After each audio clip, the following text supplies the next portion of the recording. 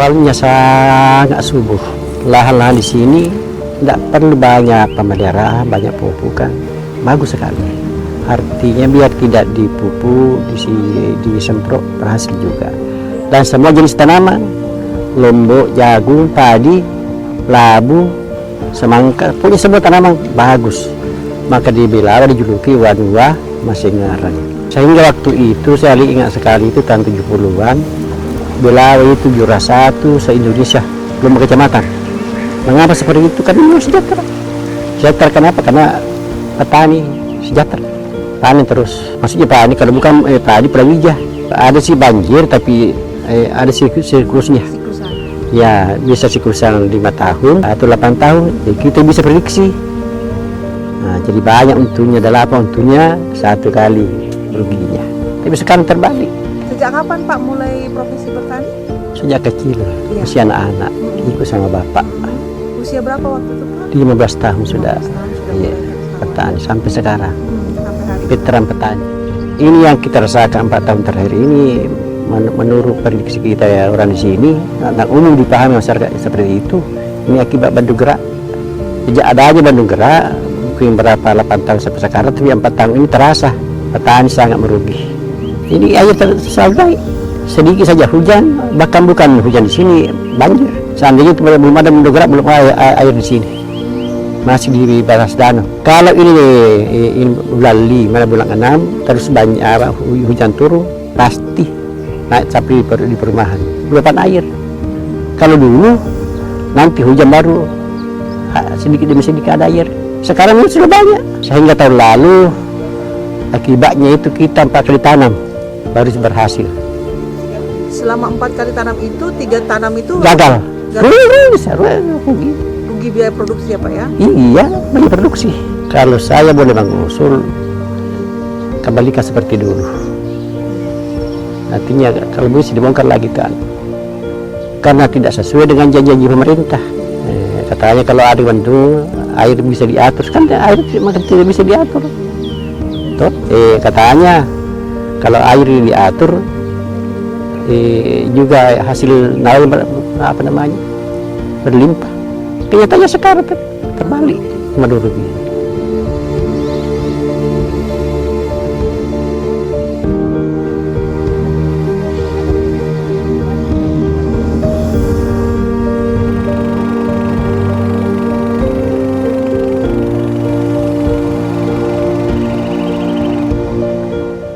Ini sebelum saya panen sekitar setengah bulan dihantam air sampai 1,5 meter. Akhirnya tidak jadi dipanen karena air terlalu tinggi.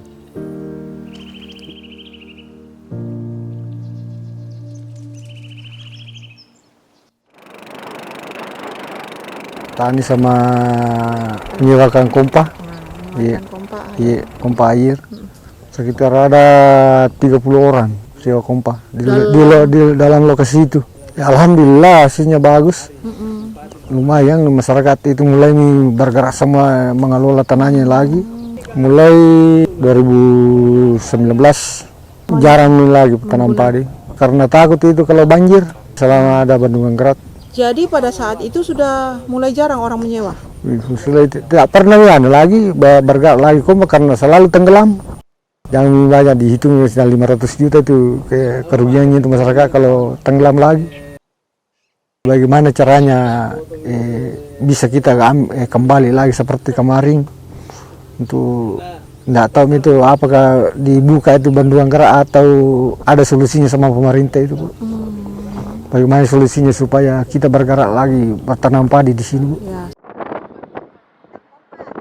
Ya, pertamanya jadi petani, alhamdulillah. Tapi sekarang sejak ada namanya bendungan, ya sering gagal panen. Selalu gagal panen, Bu. Kan dulu paling 1 kali 1 tahun biasa juga tidak banjir dalam 1 tahun, sedangkan kemarin-kemarin ini biasa 3 kali 1 tahun sudah. Jadi tidak sempat panen kalau tanam jagung misalnya, tanam semangka.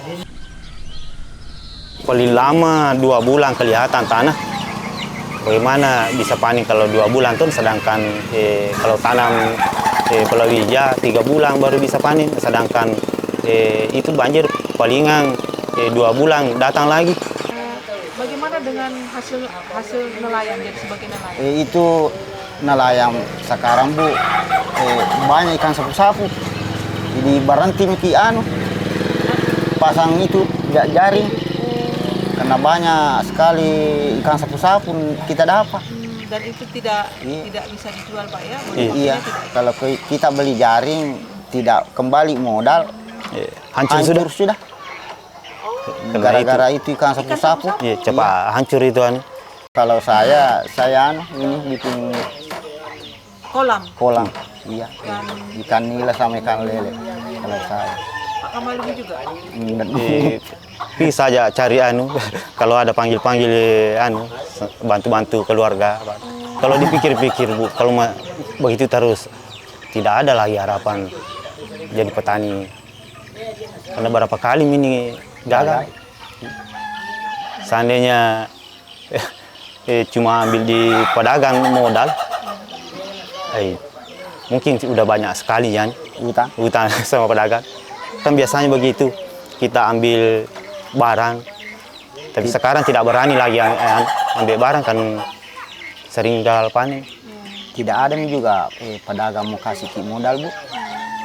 Pedagang juga tidak berani sekarang. Tidak kasih modal. Coba lihat itu tidak ada di sini. Tidak ada tanaman Pak? Tidak ada. Itu karena khawatir? Banjir lagi. Biasa kalau bulangan banjir lagi. Sampai sini. Iya.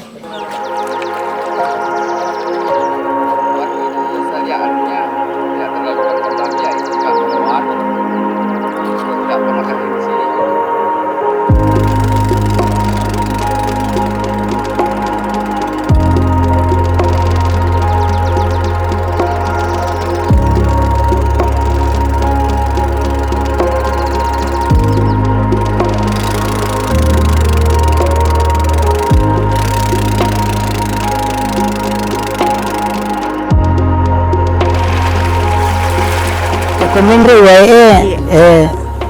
menri balik kalau nono ya lepasan alat ta. Banyak ikan kita. Iya, biasa banyak tapi makoko reket balai tokim mega. Ya. Lalu dipasarkan di mana ikannya Pak? Biasa rapat sidendre, biasa bilau, biasa tolo lejuka. Sampai di Polmas. Iya. Pinrang, pari-pari biasa. Ya, berarti banyak hasilnya. Ya biasa tapi makoko balai tokim mega ya.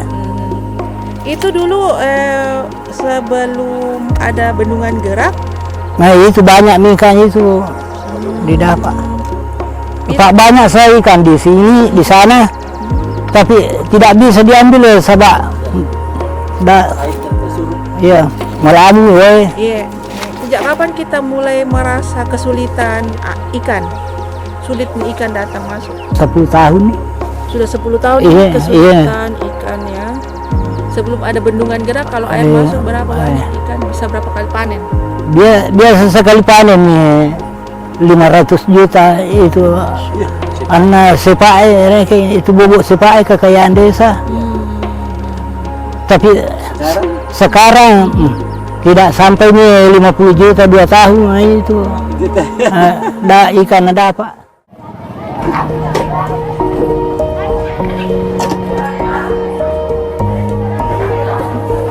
Sekarang ini sebelum berapa tahun ini 4 tahun sudah sudah berkebun, tidak ada pastinya mulai dari ada itu bendungan tidak ada pernah hasil panen bertani tidak ada.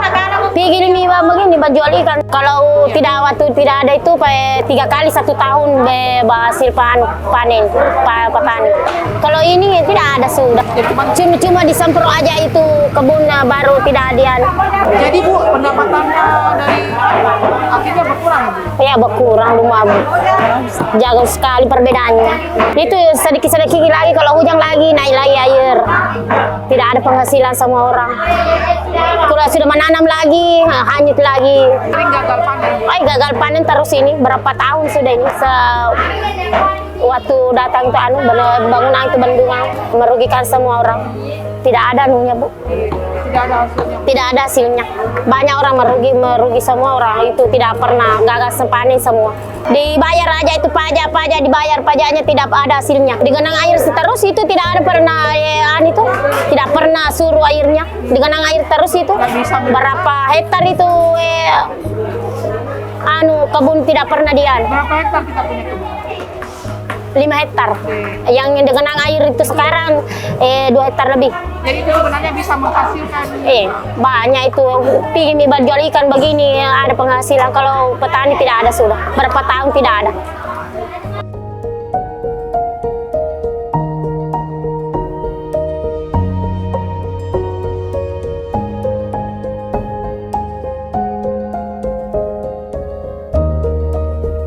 Keberadaan bendungan gerak yang tadinya ingin mencegah kekeringan Danau Tempe, menjaga elevasi permukaan air, nah ternyata punya dampak lain. Rumah pemukiman terendam, hasil tangkapan ikan nelayan menurun, dan produksi pertanian juga pun ikut menurun. Sejak diresmikannya bendungan gerak 1 dekade, kalau saya tidak salah 2012-an, 13-an, ruang hidup, ruang mencari nafkah, ruang tempat bekerja petani nelayan di sekitar Danau Tempe itu telah dilenyapkan. Itu artinya masyarakat pesisir Danau Tempe mengalami penderitaan yang cukup lama. Di tingkat pemerintahan daerah ini sering didiskusikan, selalu berputar-putar, tidak ada solusi. Persoalan Danau Tempe ini kita harus mengatasi bagian-bagian ini. Yang pertama soal pengerukannya, lalu kemudian soal normalisasi daerah aliran sungainya, lalu terakhir soal hulu. Ini yang tidak dicermati baik-baik oleh pemerintah atau pemangku kepentingan.